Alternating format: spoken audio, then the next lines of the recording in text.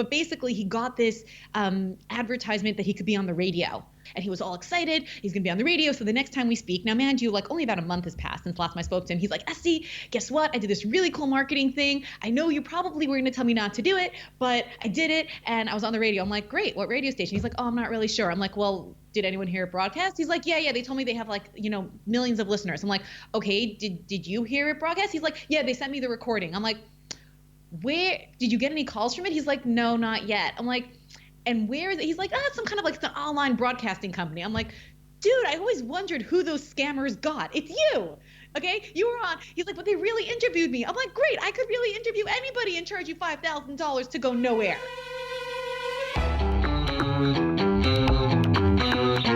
Do you want to earn more? Work less and enjoy what you do each day. It's no secret, it can be done. This podcast with Dr. T will not only educate and inspire you, it will also teach you how to do more and be more with the time you already have. It will be like a shot of adrenaline straight into the heart of your business.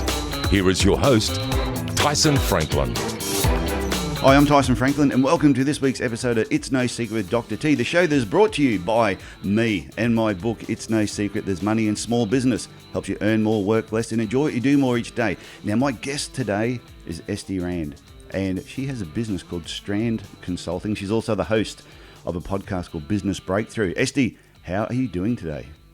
I am doing fantastic. I'm so excited to be here. I can tell that you are going to be like a firecracker on this podcast today, because we were talking just before I pressed record, and you were fired up. And I love the concept of your business, Strand Consulting, that you don't just look at marketing, which some marketing companies do. You're looking at the big picture.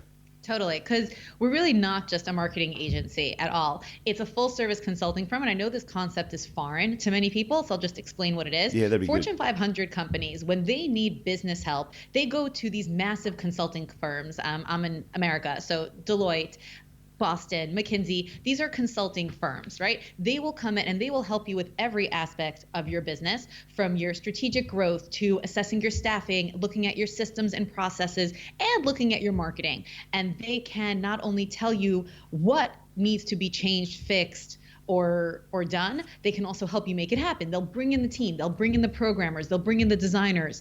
And small businesses don't really have that opportunity unless they come to me. No. So generally a small business cannot afford such a big company. And the truth is they wouldn't want to, because the strategies don't necessarily match. Forget that the pricing doesn't match. The contracts start in the tens and hundreds of thousands of dollars, and they want to drag you along forever. For a small business, you need to be able to spend less, and you need the recommendations to cost you less. And so my dream was to take that concept and build something that can provide that same level of service to a solopreneur, to a small business, to a micro business, 10 employees and under, 20 employees and under. And that's what we do. So I've got a team of programmers, writers, designers, like all different people that we not only can help a business owner figure out what they need to do, troubleshoot or grow, but also actually make that happen. So if we say, listen, you really need a database, they're like, great, where do I get one? We say, hey, we can make that happen for you. Or if we say, look, you need to rebrand and change your rates to this and do this. And they say, great, now what? So we say, look, if you've got someone you like that you work with, we can give guidance, we can oversee it. And if not, we've got designers ourselves in-house, we can make that happen as well. And so that level of flexibility, I don't know anyone else who can do it. So you're saying like some people will contact someone about marketing, for example, and then that marketing though also affects HR and also affects other parts of the business, and they need to be aware of that. And you teach them and help them understand those other areas of their business? Correct. We zoom out. So if someone comes in for marketing, one of the questions I'm going to ask them when we're figuring out the marketing strategy is, who's actually going to be implementing this? What's the price of the product? Right? So you might come to a marketing company and be like, oh, okay, we know how to sell this. We're going to, it'll cost $3,000 to do this and $4,000 to do this and another $1,000 to launch this. And then we'll package it like this and boom, but they never even asked you, and they find out that your product only sells for $19.99, and you're going to have to sell so many of them just to cover the cost of this campaign. Yeah. It makes no sense. So we'll always look at the money as well. And sometimes what someone thinks is a marketing issue is actually a staffing issue. It's not a marketing issue. And what do you mean by that? So for example, if someone comes to me and they say, look, my thing's not selling, I need to do more marketing. Yeah. And really what they need is actually just a salesperson. That direct sales is the absolute best way for them to sell. And that is an aspect of marketing. So when they say marketing, they say advertisement, right? A lot of people think that branding is a logo and marketing is an ad. Yeah. That is not true. And I have a class that I teach called Beyond the Ad and an upcoming a free class as well, actually, called Marketing for Non-Marketers, that we talk about this, that marketing is so much more than an advertisement. It's everything that I do to, I'm going to give you a really long sentence. I made it up, but I think it says everything. Create and communicate value of your product or service to your target audience to convince them to buy. And all of that's important. And that's marketing. So marketing is in how much I charge. Marketing is in where people can find my item. Marketing is in exactly what is this item. You know, I've had people say, oh my gosh, I just need more marketing. And I'm like, no, you need to just change your product. Nobody wants it the way you're selling it. It needs to be bundled. It needs to be priced differently. This is marketing. And when people go to a marketing agency, what they're really looking for is someone to make me an ad campaign. And it's not necessarily what you need. So even at that level, when we zoom out and we talk marketing strategy, it's so much bigger. And then when you look at that and you say, and the guy says, well, I'm not good at sales. And we say, great. So instead of spending $3,000 on a marketing campaign or $5,000 on a rebranding, and then say, you know, these like crazy numbers, or even if you're looking at freelancers and you're going on something like Fiverr and you're getting something for a few $100s, you still want it to work. Instead of all of that, I want you to go and I want you to get a VA and I want them to do these direct messages on Facebook, you know, 100 people a day. You're going to pay them $5 an hour and you're going to see if you get sales. That makes sense. And that's a completely different, and so your issue was not really marketing in the way you thought. It was marketing in the way I define it. Yeah. But it was really, you just needed a person on board to do this legwork. Okay. And I like what you mentioned too earlier on in that very, very long speech that... Sorry, I get a little overexcited. No, I like it. I love the passion behind what you're talking about, because I think some people, they do particular jobs, maybe marketing, could be anything within business, and they lack the passion behind what it is that they're doing. None of my guests are like that. All my guests are passionate, and you happen to be passionate plus 100 at the moment, which is great. But what I was going to say, I like how you mentioned about the financial aspect of what they're marketing as well.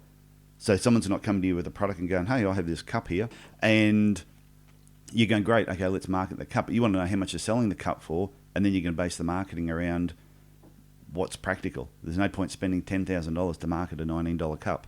It's more than that. I also want to know how much it costs you to make the cup. Yeah. And if you're going to tell me, well, actually it cost me about $16 to make this cup and we sell it for $19.99, I'm going to tell you we're not marketing this at all. Step one is we go back and we get your costs down. Don't you dare put $1 into trying to sell this. You're going to lose money with every sale. Brilliant. You don't want to sell this, because if you're not doubling or tripling your cost of goods to your sale price, again, depending if you're wholesaling or retailing or online or how you're doing this, you're losing money because you're not paying attention to a bunch of your other costs. And so a lot of times someone can come in with an issue that they think is the issue, but it's not. You know, I've had people come in, and on my show, so on Business Breakthrough, we talk about a current struggle of a successful business owner. And a lot of times the business owner will say, oh, it's work-life balance. Yeah. You know, and every single time they mean something different. One of them means a staffing issue. One of them means finding time for loved ones. One of them means that I can't get up early enough in the morning. One of them means that I can't find time for social media. Like, each one means something different. And I think when someone has a marketing issue, it's the exact same thing. The detail of it and what it really means. Is it really a financial issue? You know, is it really a timing issue? Is it something that you can and should be doing yourself if you're a very small business or a micro business and you don't have the budget for it? And can we adjust so that you can be the one to do this? And what would that look like? It really, really depends on the total picture of the business and your capabilities as the business owner. So are people, you're thinking when people are talking about marketing in their head, they're not breaking it down enough, even before the product, how the product's being manufactured, what it's costing them to manufacture it, what's the profit margin, then looking at all the other aspects of marketing. They're just looking at marketing as, like you said before, placing an ad somewhere and trying to get some sales from it. And that's such a small part of the big picture. Correct. It's like maybe 10%. It's tiny. And social media is part of that same tiny part. So I've had people call me and be like, Estie, this is a real call. I kid you not. I could not make this up if I tried. Estie, I heard your name. I hear you're really good. So I know that you do social media for companies. And I know if I would just be more active on social media, all of my sales problems would be solved. Okay, that's a reasonable thing. Today's day and age, we stand in 2018. That is definitely possible. Tell me a little bit more about the business. I kid you not. So we do continuing education classes for geriatrics. Okay. And I'm like, okay. So you had the same response as me. Okay. Right. So I said, so at first I did explore. I'm like, okay, so are you doing it through assisted living facilities? Like, as this, you're targeting the children, or you're bringing people to their homes? Like what? He said, no, we specifically target geriatrics who still live independently on their own. They're able to move about and they want, more of a social gathering to keep their minds sharp. So we're targeting them directly. I'm like, so you're telling me that you are directly targeting the 70 plus age market of independent living people, and you think that social media would solve your problem? He's like, yeah. I'm like, okay, are you active on social media? He's like, no, not so much. I'm like, okay, so can I just tell you a little bit about this thing called social media? In marketing, we do what's called target marketing, which means that we try to reach your audience where they are. Your audience is not on social media. No. They're not there. You should be putting flyers up in the local cafes or in the community centers where they're hanging out, or if they're congregating in different buildings and different, apartment complexes. A lot of people at that age group will downsize. They won't be in their giant home that they might have lived in until now. You put up signs in there. Maybe you do a postcard mailing. He's like, oh, I didn't even take him as a client. I was like, I'm not going to let you pay me. Like, this is just on our initial call. Like, don't pay me for this. Go. You need other help, come back to me. But just go to the local print shop, make a postcard. This does not need to be, super fancy or super hip. Write out your classes and just get it out there. There's two things that come to mind when you say that. One is when, there's some companies that all they do is say just social media marketing. That's all they do. They don't do anything other than that. And when you talk to them about traditional marketing, even like newspaper ads, all of a sudden they throw their hands up there and they go, that is just a complete waste of time. Nobody reads the newspaper anymore. And I'm like, that's crap, because there are a certain proportion of the public that still reads the newspaper. And if that happens to be your target market, then that's where you actually need to be. Exactly. Putting flyers up. Take that broad. Totally. And then the other part is just where some businesses will go to an SEO company because they want to be, I need to get, be ranked number one, and people are paying $500, $1,000, $1,500 a month to these businesses, but they never give them any feedback on what they're actually doing. They're just taking their money and saying, we're getting your ranking up. Now you're going to make me mad. Should I tell you what else makes me mad? Oh, yeah. One of my clients. I want to get you fired up. I want to get you so fired up, but you're smashing your desk, throwing your microphone around. I actually cursing. do that sometimes. I don't curse, though. I quit cursing 18 years ago, and I've been very good about it so far. Me too. I quit about 15 seconds ago. Okay, so this is actually one of my real clients, okay? Yeah. And sometimes he just jumps the gun a little bit, like between talks. Like he's on like more of a low burner retainer, so we speak, every month or so. And I don't know, something just hit him up and he got all inspired. And I think he just didn't want to ask me because I think he knew I was going to say no and he really wanted to do this. That's what I think. But basically he got this advertisement that he could be on the radio. And talk about his practice, and he was all excited. He's gonna be on the radio. So the next time we speak, now mind you, like only about a month has passed since last time I spoke to him. He's like, Estie, guess what? I did this really cool marketing thing. I know you probably were gonna tell me not to do it, but I did it, and I was on the radio. I'm like, great, what radio station? He's like, oh, I'm not really sure. I'm like, well, did anyone hear a broadcast? He's like, yeah, they told me they have like millions of listeners. I'm like, okay, did you hear it broadcast? He's like, yeah, they sent me the recording. I'm like, where did you get any calls from it? He's like, no, not yet. I'm like, and where is it? He's like, it's some kind of like the online broadcasting company. I'm like, dude, I always wondered who those scammers got. It's you. Okay? You were on. He's like, but they really interviewed me. I'm like, great. I could really interview anybody and charge you $5,000 to go nowhere. Oh, did he pay for it? He paid a couple $1,000. Oh. I was like, they got you so bad. Yeah, I'm sure they played it on their channel. What does that mean? I have no idea if anybody was listening, who was listening, what was listening. He paid it. Oh my gosh, this guy paid another one of these SEO companies to do lead generation through Google AdWords. Okay. Yeah. And he was getting tons and tons of unqualified leads. And I'm like, you know that you have this very high-end practice, and the chances of you getting high-end, let's say we're talking $1,000 a pop leads from a Google AdWord is like zero. Like, that, right? Because the people who are going to click on that and like auto convert to be a client are really unlikely. Yeah. Like there's a sales process for this kind of a thing. And so when people ignore these nuances because, it's the latest quick fix that's out there, Or like, I like to say that GoDaddy and HostGator are the used car salesmen of the internet. All promise, lemon right out of the lot. Yeah. We've got your website and we've got your email. It's all for $9.95 a month for the rest of your life, twice a month, bi-monthly. We're going to take it off your paycheck, but don't you worry about it. We have got you covered. We've got everything set up for you. And it's absolute garbage. And it's just sleaze. And there's so much of it out there. And it makes me so sad when people don't Is that understand. the secret behind those websites where they'll say, we'll do this really cheap for you, and they do it, and the website just doesn't work very well, and then they charge you more to then try and make it like a proper website should have been in the first place? So some and some. Some of it is sleaze, and some of it really, again, you're going to find these same people at every age of history. And so, back in the olden days, they were weighing down their scales with rocks to sell you more of something. And so now they're just, offering you, freemium services where we'll do the super cheap and then upgrade it. Some people just don't know what they don't know. I recently brought a new programmer onto my team, and she seemed really competent, and I looked at some of her stuff, but I'm very lucky to have an expert programmer on my team, which is the only reason I'm willing to take chances on other people sometimes, because he reviews everything we do. And he looked at her work and he said, Estie, this programmer put a time bomb in that website. I'm like, oh my gosh, what do you mean?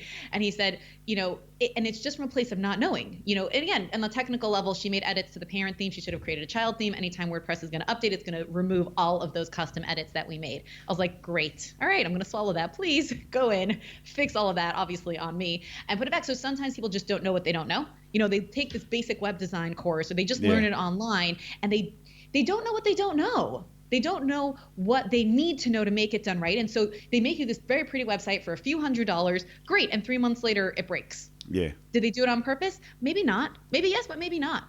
Maybe they just didn't realize that the plugins they were using weren't supported, and they didn't understand the concept of a supported plugin. They just don't know the details of these things. Yeah, that makes sense. My passion is to teach everybody this. I want you to know, whether you're going to do this yourself or whether you're going to hire people, you have to know what there is to know, because it costs you money and time and energy and lost sales and headaches and lost sleep when you don't. And there is so much depth to it. So do you think when somebody's using an SEO company, for example, and they're paying them $500 a month, every month, constantly, year after year, that really what are they getting? Yeah, I'm the same. I'm exactly the same. What are they getting for that $500? You have to know what your goal is. Okay, so here's the thing about SEO. You are either part of the top 10 results or you're nothing. So if your SEO company is saying, oh, we upped you in the ranking 15 places, but you're still result number 22, then you are burning money every single month, because it's absolutely worthless. Because that's what they say. If you want to hide a dead body, you put it on page 2 of Google. Yeah, pretty much. Because nobody looks there. No one will look for it there. Yeah. One in like a quarter percentage of people might go to the second page, but they'll usually flip back to the first page and click something there anyways. Yeah, true. If they really didn't find what they're looking for, they'll just redo the search. So if you're not one of the top 10, you're nothing. What do you want to be top 10 for? What are you trying to do with this? And there probably is a better way. You want passive traffic, right? You want to just be there, up, online, and everyone's going to find you. Actually, recently we did a website for a therapist, and she was like, okay, so when this goes live, so like I'm just going to start getting calls. I'm like, can we talk a little bit about websites? Let's explain a little bit what it means in 2018 to have a website. We put this up, and the next day, nothing happens at all. Zero. Nothing. Yeah, nothing that's happens. True. Because nobody knows you're there. You want phone calls, you need to start driving traffic. What does that mean? So are you going to drive traffic through social media? Are you going to drive traffic through offline advertising? Yeah, like we said before, there is still such a thing. Who's my audience? Where are they? How am I finding them? Maybe I don't need to have any of my own social profiles. I'm going to do everything through influencers, either on social or through blogging. And so they're going to write about me. Maybe I'm just going to do press and get featured places, and that's going to send people to my website. But something has got to tell people I'm there. I put up a house in the middle of nowhere. Nobody's coming knocking on my door. Oh, I couldn't agree more. Because I do coaching for small business people in the health industry mostly, and they're always talking to me about the SEO company that they're paying $500 or $1,000 to, and I bang my head against my desk because I can't get them to understand. Instead of just giving $1,000 to an SEO company, why don't you sit down and just write some really compelling articles that are answering the questions that the people are searching for?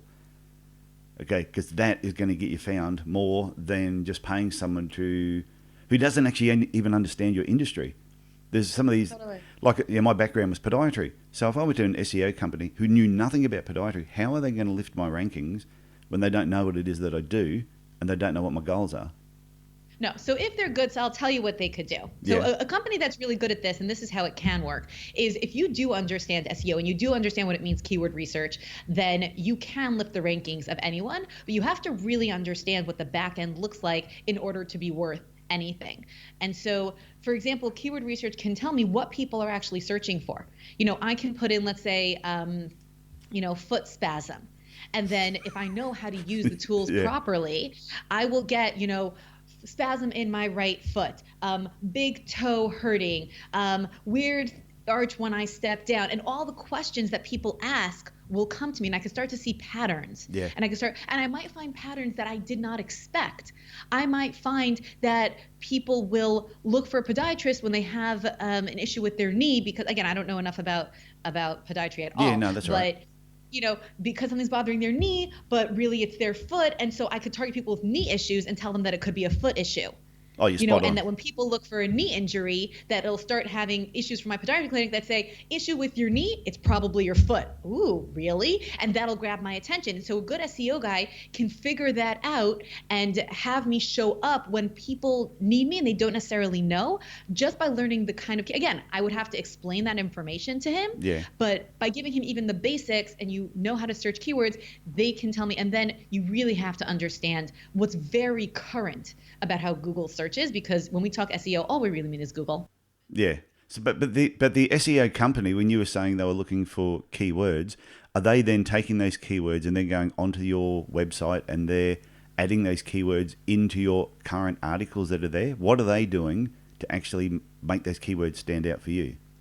So I can't speak for anybody else, but what they should be doing. Yeah, now you have to go for what they should be doing. Job. Yeah. What they should be doing is they should be making sure it's part of your page name and your slug, as we call it, so that, because one of the most important things that Google looks for is actually the name of the page. Right? If the page is called, estierand.com/feet, that tells me much less than estierand.com/ you think it's your foot, but really, you think it's your knee, but really it's your foot. Yeah. And so I want to be found for what people are looking for. I want to see, and it's all target. Someone asked me, like, how did you learn this? I said, because it's all target marketing. It's all the same thing. I just have to learn these like new little additions. Like if I understand color theory and you come out with a new color, I just have to fit it into my framework. So to me, SEO is just another aspect of marketing. I picked up social media. It took me a year or two. Like I didn't even know what a push notification was in 2011. Yeah. I started learning about it, but it took me a couple of years, but I got it. I think I trolled Facebook for 2 years before I ever posted anything.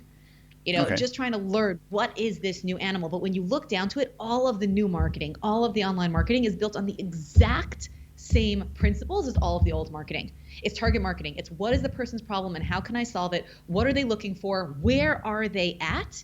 And how do I get in their face in a way that gets their attention and interest to follow me? So it's all the same stuff. And so they would be putting it in the slug. They would be making sure the words and variations of the words repeat throughout an article or throughout the description of the page. Yep.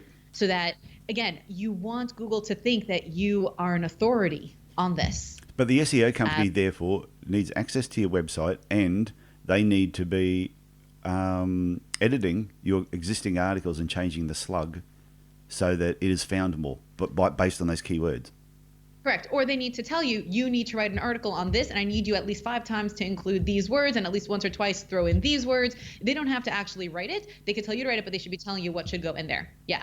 And then there's meta tagging, and there's keywords. There's other back-end things that they should be doing, but the language is very, very important. Now, even images can be tagged, right? So Google can't read an image yet. They're getting there.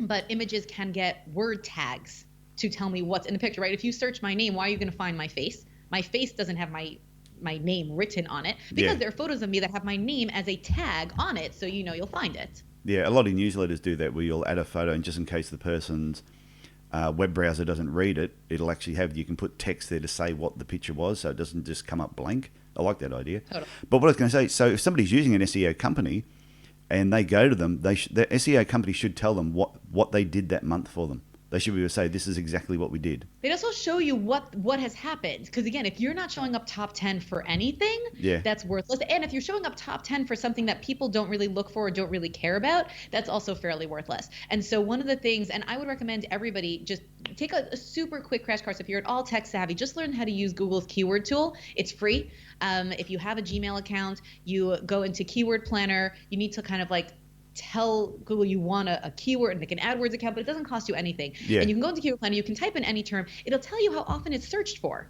And so, if I want to know, recently I was working with someone who wanted, client privacy, never mind, can't say that. Let's say who wanted to, I'm very careful not to say anything. No, that's okay. Looking around my desk, he's selling fidget spinners. I got one of these down. Fidget spinners, yes. They were huge at one stage, yes. Yes, and I have some cool ones still. I have a lot of ADD clients because I think ADD people are way overrepresented in the entrepreneurial space with good reason because they're amazing. So we have a lot of fidget toys for people to play with in the office. So he has special fidget spinners, and he wants to know if people are using fidget spinners for occupational therapy. Let's say that's his thing, and he wants to sell. So I can very quickly go into the keyword tool and say, is this happening? When I put in occupational therapy fidget, do I get fidget spinners? Or if I put in fidget spinner therapy, am I going to see occupational therapy results? Is there such a thing happening? Do people look for it like that? How many people are looking for occupational therapy fidget spinners? And if Google tells me it's 10 to 100 queries a month, I don't want to do this. So even if you tell me, well, you're on the first page of Google, dude, 50 people search for that a month. Of those 50, most of them probably don't care. I want search terms that are in the thousands, 100,000s and above. Yeah. I want a lot of volume of people. So don't tell me even that I rank for something that is really fairly unimportant or unlikely to get me anywhere. And this is when we talk about SEO. How did we get here? This is a fun rabbit hole. Okay, we can play here anyway. This is what happened. This is my show is all about just unraveling secrets to things that people are thinking about. We will go down rabbit holes. We'll eventually pop back out.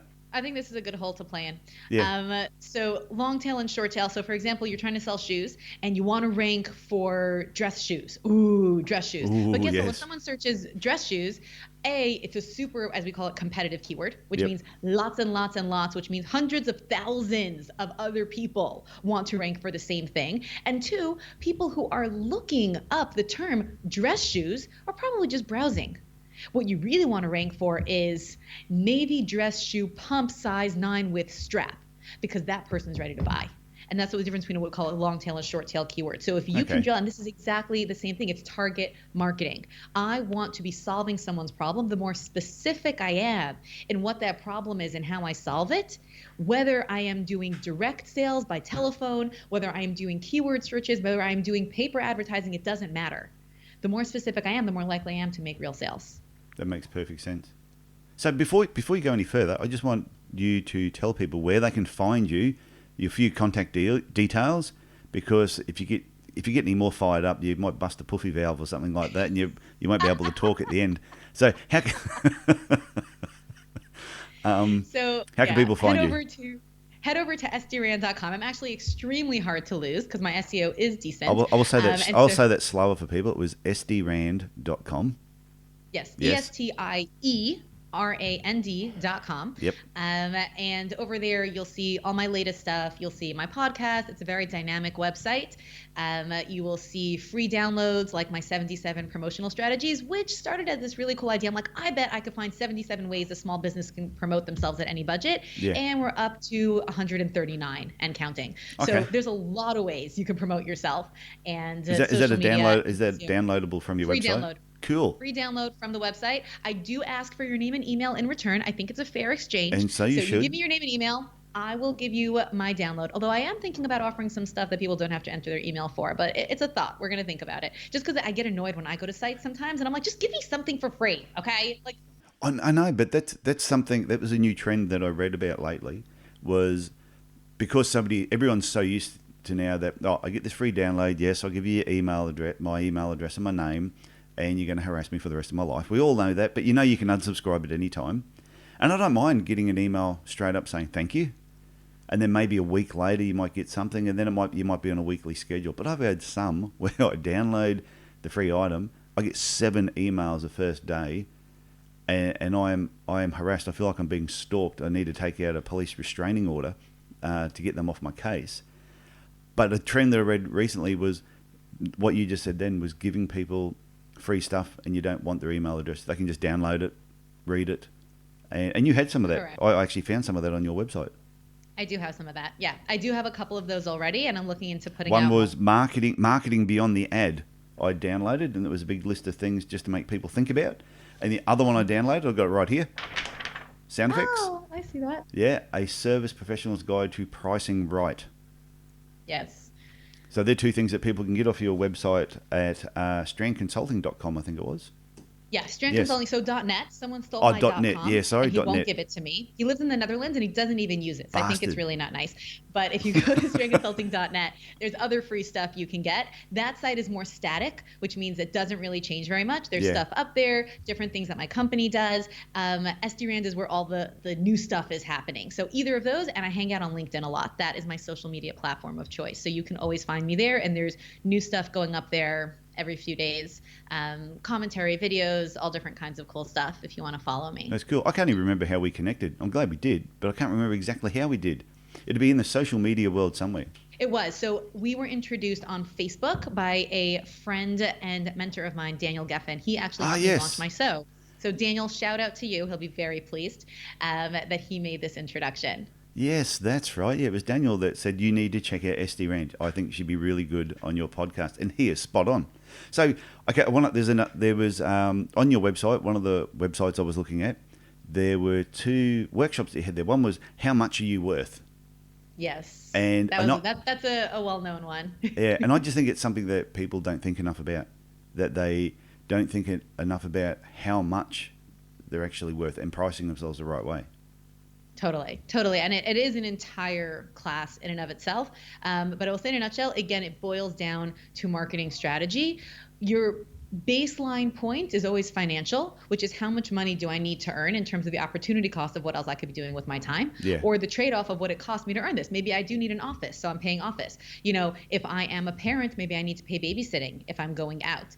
If I am traveling in order to do, so even when we're talking at an hourly employee, and even when you don't have any fancy equipment, if you're not a medical professional, there are still costs associated with every business endeavor. And so level one is how much do I need to charge to cover those costs, and in the exchange of either the opportunity cost of my time, what else I could be doing with that same time to earn different money, or how much I need to earn. If I'm going to go into this business, whatever it is, whether I'm a coach or a freelancer or a designer or a counselor, it doesn't matter. Whatever I'm doing, what do I need this business to earn me? Parallel how many hours I have to do it, with the assumption, I'm going to make this even more complicated, sorry, but you can hit replay, all right, 60-40 if you're good. Which means that if I have, the numbers get annoying. So we're going to pretend you work 10 hours a day, just because percentages are so much prettier when you work in base 10. Well, I think most entrepreneurs, if you're serious, you work 10 hours a day. This is true. I mean, I've had days recently, thank God business has been really good. I'm working 16-hour days. I'll be like 9 to 3 and then 9 to 3. Or really, that's not 16. It's 9 to 5 and then 9 to 3. But 9 to 3 and 9 to 3 sounds better. Yeah, but if you're doing something you love, 10 hours a day is not difficult to do. Not at all. And you know what? I recently filled this out. I went to the eye doctor, and I don't know why, but they ask you what your hobbies are. And my first thought was work. Work is my job and my hobby. That's my first hobby, is work, because that's what I do for fun and for pay. So I feel very blessed for that. So anyway, so let's say you're working 10 hours a day. Yes. 6 of those might be billable. At least 4 are going to be what we call business task time, whether it's business development, lead follow-up, billing. If you're bigger, so it's managing staff. Some people have a 50-50. Some people maybe get to 70-30, but assume, okay, if you're trying to calculate how much I can earn, let's say you're charging $100 an hour, again, keeping with really easy hours. If I am fully booked, okay, making a lot of assumptions here. If I am fully booked, working 10 hours a day, the most I will earn a day is $600. Does that rate work? Does that hit my income needs? Now assume at max, I am working a 22-day work month, and probably less because of holidays and days off and different things. So do these numbers pan out to my income goals? Will I reach them? And if not, how else can I get there? So I have a whole class on that as well, which is kind of how to next level your business. But that's level one. What is my baseline that I need to charge? Beyond that, price is one of the aspects of marketing strategy that communicates value.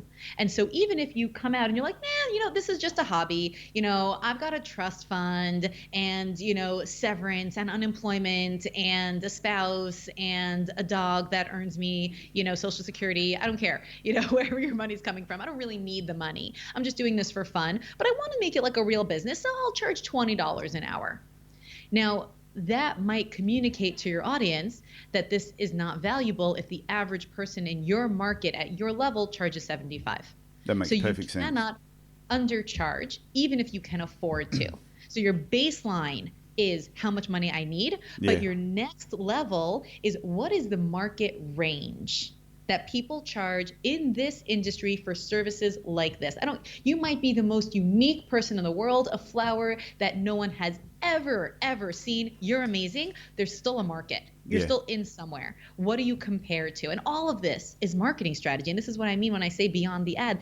This is all marketing. Every bit of everything we've said today so far is part of marketing. Can I tell you a funny story? A friend of mine who bought a podiatry practice, she had bought a podiatry practice off of an older person. So that business was full of a lot of older patients, and it was the type of work that she really didn't want to do. So in podiatry, there's like general work and there's like biomechanics. But there was a consistent amount of biomechanical work that she thought, well, if I can buy this business, just get rid of all the older patients and the general work, then no problem. Yeah, and I'll build this up. So what she did, she went in there and she decided she just doubled the prices. She thought, I'm going to double the prices, and that way that's going to get all these older people who've been coming in here for the last 20 years. They'll all go somewhere else because they'll be annoyed, and I can then concentrate on the biomechanical patients. Anyway, so she doubled the prices. She got busier. All of a sudden, word got around town that somebody else has bought this practice. They are that good. They now charge like specialist prices. She was busier with all these people that she was trying to get rid of, because all of a sudden they saw her that she must have been so much better than the person that used to be there. Word got around town, and she ended up having to employ a couple of people. It ended up working great in the end. Right. But it was a really good lesson that you got to set your fees according, I think, to your skill level, and also what is the market saying. And I've always believed that you don't want to be the cheapest person in town. But is there a time when being the cheapest is okay? So you might. So that's level 3. So you actually, you jumped into level 3. Level 1, how much do I need this to earn? Yeah. Level 2, what is my market value in comparison to others in the industry? How do I position myself? Number three is what's the brand? How do I want to be perceived? Is this premium? Is this discount? Is this specialist? And so level 3 is once I have already said, okay, this is my baseline. 2, this is the range. Where I fall on that range, bottom, middle, top, above the top, communicates then my brand and my value as a specialist. And some people build their entire brand on cheap. I don't know if you have in Australia 99-cent stores. Yeah. So some people want to be the 99-cent store of their industry, and they do a very high turnover. 99-cent stores work at volume. How does it? Because I never walk in and pay $1 for anything. In my lifetime, I have never walked into a 99-cent store and walked out paying. By the way, it's $1.07 anyways because there's tax. But I've never ever walked out with one item, because the way these stores make their money is on volume. Some of the stuff they barely scrape by, and some of the stuff they earn a lot more on, and they make money because every time you walk in, you buy a lot of stuff. And so a business owner, even if you're a solopreneur or a freelancer and charging hourly, if you have the ability to turn over volume, and this itself is a conversation how you do that, then you could be low priced. If you're brand new and you're trying to break into the market, and that's your brand is I'm new, take a chance on me, I'm not so expensive. That's a branding image. And you can project that. And again, your rates will change as your experience change, as your brand being that which is unique about you that you're trying to project to the world changes. No, that makes sense. So, I do know that when you look at different clients, you might have A, B, C, and D clients. A and B clients are the ones you want, and C and D clients are the ones you want to get rid of. But your D clients are an A client to somebody else. Yes. Oh my gosh, we are of the same brain. I teach this also. I call it no more nightmare clients, because your nightmare client might be someone else's dream client. Yes. And so part of how we shift our nightmare clients is by finding the person for whom that is a dream. And one of my best examples was a graphic designer client of mine. She's a super creative. And so she really likes to be given the freedom to create, to think out of the box. And her biggest nightmare client is a micromanager. No, make it like this. No, use exactly these words. No, can you change that color a little more fuchsia? No, now change it back a little bit more yellow. Yeah. And she hates them. They're a nightmare for her. But you know what? There's another designer that she knows who loves being bossed around. She's not a super creative. She's much more of an executor. She likes making things pretty, but she doesn't love that, out of the box that makes thinking. sense. And her dream client is someone who's super bossy. She'll do exactly what they says and everyone's happy. And so someone who's your nightmare is someone else's dream. Just pass them on. Yeah, well, I used to have a podiatrist that worked up the road that I didn't like. And That's different. so whenever I got a patient that was just a nightmare, I would direct them their way. I'd go, there's a guy up the road I think would suit you perfectly. And well, maybe he likes them. Now, I've passed along clients who also were just a personality mismatch to people who I knew would not be. Like I once had a client who was just like, Estie, I know you're the right one for me to work with, but every time I leave your office, I have to talk to my therapist for 2 hours. I'm like, I think that might not be a personality match. She's like, what can you do to fix that? I'm like, I could just send you to someone else. Like, that's what I can do to fix that, because no one else I've ever had that issue with. No one else tells me, Estie, I need 2 hours of therapy every time I talk to you. Yeah, well, I might need therapy after this. No, but you know what? I sent him out to another consulting firm who I felt could do the job and who wouldn't feed into this at all. Yeah, like sense. It wouldn't be an issue. And so I really believe that almost every nightmare client is someone else's dream. There are people who are just crazy. I have I call them terrorist clients. They will do everything. They need things to be so exactly their way, and they would rather bring you down with them than have the thing be successful in any way other than what they want. So them I probably wouldn't send to anybody because they're nuts. Well, what do you mean nuts as in self-sabotaging? Like, it doesn't matter what advice you give them, they're going to find fault with it and not apply it so they can prove to you it didn't work. That, and also just abusive in personality, where it doesn't matter who they'd be working with, they would be tearing them down. So again, they'll have to work with someone, but I'm not going to send them out. Yeah. I don't have anybody in my network that I would send nasty clients to, because I think that my network is extremely valuable. I cultivate those relationships. I want them to trust me when I send them people. So I would never send them someone that I feel would behave really improperly to them. So Estie, we've sort of, I've enjoyed this conversation. This is a totally different rabbit hole. Yeah, so I have one last question that I normally ask everyone to wrap things up, and I haven't told you about this. I'd like to keep it as a surprise now. And it's my Monday morning tip. It's Monday morning, and I know you're in Los Angeles, so someone's walking down, running around in Beverly Hills somewhere, and they see you walking your dog. They bump into you and they go, "Oh, you're Estie Rand. I heard you on It's No Secret with Dr. T. I'm about to go into work today, Monday morning. What is the number one thing you would tell me to do when my bum hits that chair? What's the number one bit of advice you would give me?"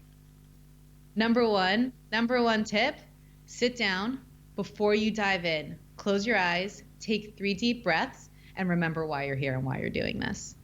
Because business is going to throw all sorts of garbage at you and all sorts of beautiful things like lollipops and cotton candy.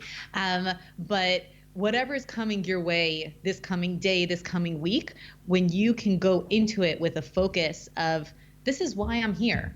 Yeah. Whether it's I love what I do, or I'm passionate to help, or I'm excited about this, or this is inspiring me, whatever it is, that eye on the ball, as they call it, will help you to not be pulled this way and that by everything that starts to come your way. That makes sense. That's a good way to start. It is a good way to start the day. I had somebody else mention that once, not exactly in those words, but yeah, just be grateful that you actually have the ability to be at work, to have your own business, to do what it is that you do each day. Some people don't have that opportunity. Totally. And I really am so grateful. And I recently was speaking, I have a business coach as well, more of a mentor. And I could never have built my business without my coach, even though that's exactly what I do for other people. I would say I practice exactly what I preach. I think this is important, and therefore I do it too. And so I reached out to her recently just because, really work has been growing. We hired 3 people in the last 2 months, and things are busy. And last week I got very backlogged. We had some health issues in the family, and I called her up and I was like, okay, I'm just so backlogged. And she's like, thank God you're so successful. That's amazing. And I'm like, I love that reframe.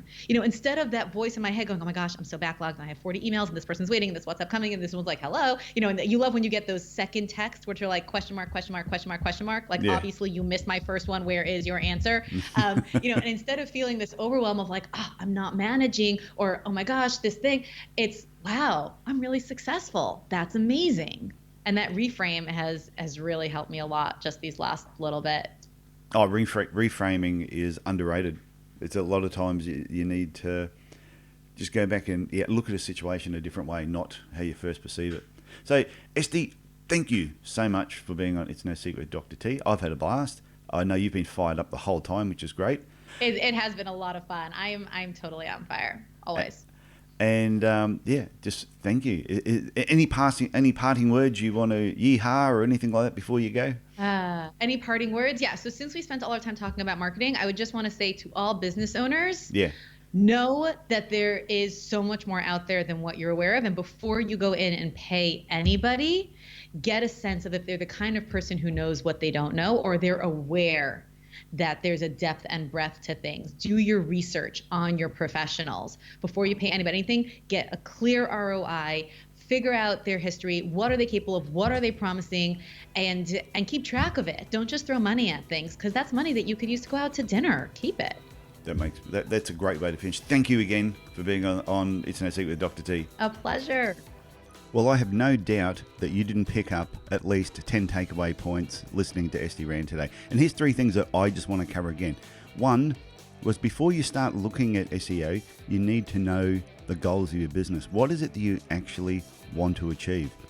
The second point I thought was worth mentioning again is, when you have a marketing issue, it may not be a marketing issue. It could be a financial issue.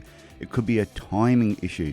You've got to look at the big picture. You've got to zoom out, and that's what Estie was trying to sort of get that point across to everybody. And the third point was making sure you're getting paid what you're worth. And there's 3 elements to it. One was the baseline.